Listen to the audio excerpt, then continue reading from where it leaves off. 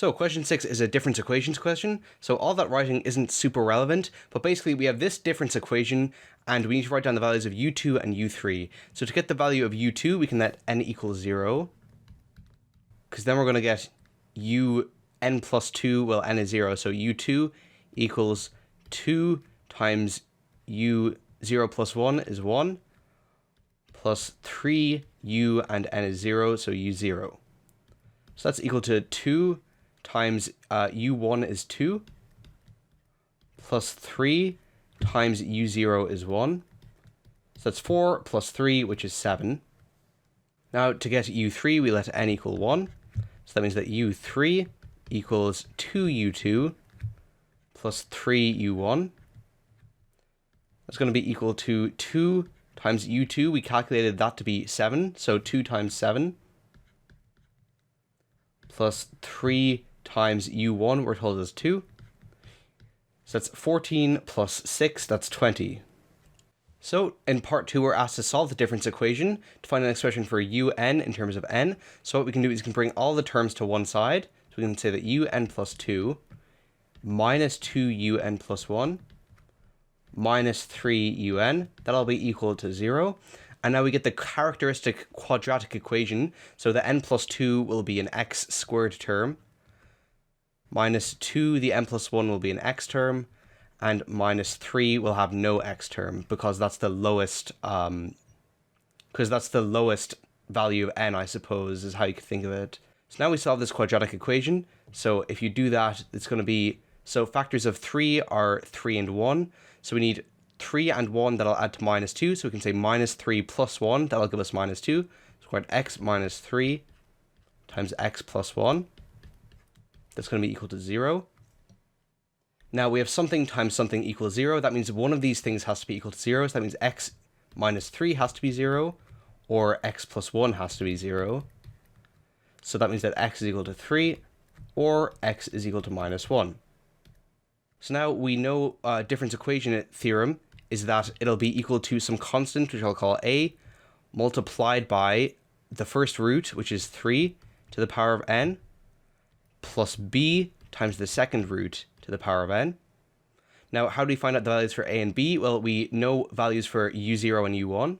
So we know that u0 is 1, so let's replace all these n's with 0.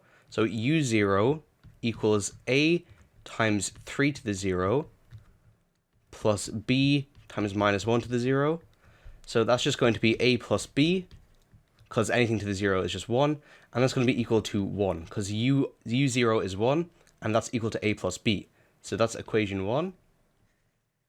Our second equation, if we let n equals 1, we get u1. That'll be a times 3 to the 1 plus b times minus 1 to the 1. That's just going to be 3a minus b, and that'll be equal to u1, and we know that u1 is 2. Now, we can just add these two equations together. So 3a plus a is 4a, b minus b is nothing, equals, and then 1 plus 2 is 3. So that means that a is 3/4. So now we can sub that into the top equation because it's just simpler. So we have 3/4, because that's a, plus b equals 1. That means that b has to be equal to 1/4. So now we rewrite our un finally. So a is 3/4, so we're going to have 3 times 3 to the n, all over 4, plus, and then 1 times minus 1 to the n, so we can just write minus 1 to the n over 4. Now you could leave it like that, but we can use a law of indices to simplify this. So 3 times 3 to the n, well, we can add those powers, so un will be 3 to the n plus 1, because 3 times 3 to the n, that's 3 to the 1 times 3 to the n, so you add the powers, plus minus 1 to the power of n, all of that over 4. And that is an answer. I don't know if they need you to simplify it, but that's a simplified way of writing it. Part 3 asks us to calculate u10, so we replace those n's with 10.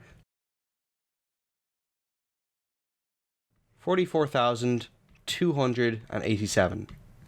So basically all this writing is just saying that they're going to start taking out pups as well. So they're breeding these pups and they're going to take some away as well. So that adds this extra term on the end. And everything else is still the same. So now solve the new difference equation to find an expression for Vn in terms of n.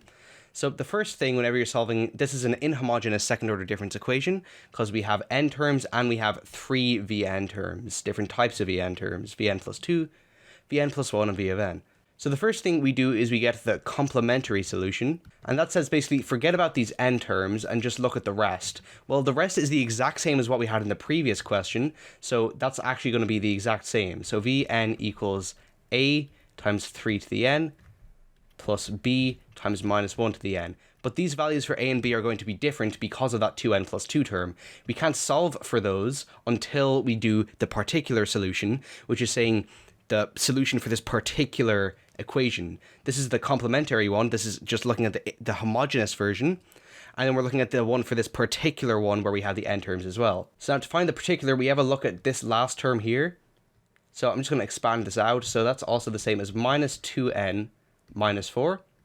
And we can guess the form of this. So we're basically going to take this and put it in a different form. So we can say that that's kind of the form of Cn plus d, where C and n are two different numbers. So that matches up with that. And now we want to say that Vn is going to be some kind of Cn plus d.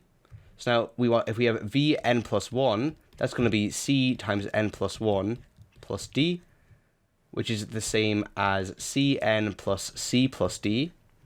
And we also need to know what Vn plus 2 is. So that's going to be Cn plus 2c plus d. Now we can sub those into the equation to find values for c and d. So we know Vn plus 2, which is Cn plus 2c plus d. That's going to be equal to 2Vn plus 1. So 2 times Cn plus c plus d plus 3Vn, which is just Cn plus d, minus the 2n minus the 4 at the end. So we can expand this out. So let's just have a look at each term. So we have Cn, Cn, Cn. Let's bring them all over to the left. So we have Cn minus 2Cn minus 3Cn. That's going to be minus 4Cn. Now let's have a look at the C terms. 2C, 2C. So they're actually going to cancel because it's plus 2C on both sides. And then we have D, 2D, and 3D. So we can bring them to the left. D minus 2D minus 3D. That's going to be minus 4D. And now that's going to be equal to minus 2n minus 4. Now we compare the coefficients because these n terms have to be equal and the two constant terms have to be equal. So let's have a look at this red and red. So minus 4c, well, that'll have to be the same as minus 2 because if they're not the same, then this equation isn't balanced on both sides. So we can solve for c then. So c is going to be minus 2 over minus 4, which is a half. Now we can compare the other coefficients. Minus 4d equals minus 4. Minus 4d will have to be equal to minus 4. That means that d is just equal to 1. So finally we take our two solutions, the complementary and the particular, and we add them together. So the particular is Cn plus d, so c is a half. So we can say plus n over 2, or a half n, plus 1, because d is just 1. And we're told in the question that V0 is 1 and V1 is 2. So we can say that V0 is 1. So V0, that's just 1. Now we're going to replace all these n's with 1s. So we're going to have A times 3 to the 0 is just 1. Plus B times minus 1 to the 0 is just B. Plus n over 2, well, 0 over 2 is just 0. And then we're going to have the plus 1. So that means that A plus B is equal to 0. Or in other words, A equals minus B. Now let's have a look at V1. So V1 equals, that's going to be 2. Replace those n's with 1. We get 3a minus b plus a half plus 1. So we can bring the constants to the other side, and we get that a half equals 3a minus b. Now we know that that minus b equals a. We know that from over here. So that minus b is going to be the same thing as a. So we can say that 3a plus a, that's going to be 4a, and that's going to be equal to a half. That means that a is an eighth. Now, if a is 1/8, a is equal to minus b, that means that b is equal to minus 1/8. So now we finally know the answer. We know that Vn equals a, and a is 1/8, so we can just say 3 to the n over 8. Plus b is minus 1/8, so we can actually write it as minus 1 to the power of n all over 8. Plus the n over 2 plus 1. And you can check this by plugging in values, since that was very long and there's lots of opportunity for mistakes, but that is correct. So in the final part, we're asked to calculate V10, so that means that V10, that's going to be equal to 7,387. So that's a lot smaller than U of 10, because they're taking out pups. And it's a good sign if it's a whole number, because that means it's a whole number of pups. Obviously, if there was a decimal, you'd have to get a bit worried, but yeah, that all checks out.